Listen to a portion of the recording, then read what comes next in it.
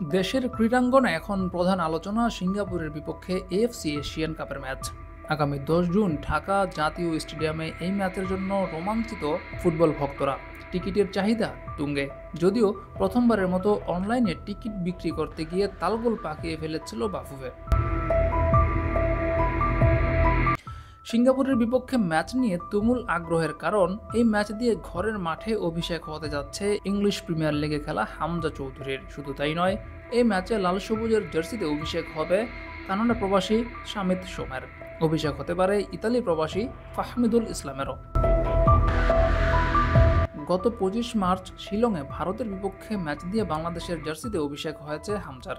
এখন ঘরের মাঠে দর্শকরা উন্মুখ হয়ে আছে নিজেদের মাঠে হামজার খেলা দেখার, সেই সাথে অপেক্ষা হামজা শামিত জুটির পারফরম্যান্স দেখার। সবার আগ্রহ হামজা চৌধুরী কবে ঢাকায় পা রাখবেন সেটা জানার। বাফুফে সূত্রে জানা গেছে প্রবাসী 3 তারকা ফুটবলার 3 দিনে ক্যাম্পে যোগ দিবেন। এর মধ্যে ফাহমিদুল ইতিমধ্যে ঢাকাতে পৌঁছেছে। 2 তারিখে আসার কথা রয়েছে হামজা চৌধুরীর, 3 তারিখে আসার কথা রয়েছে শামিত সোমের।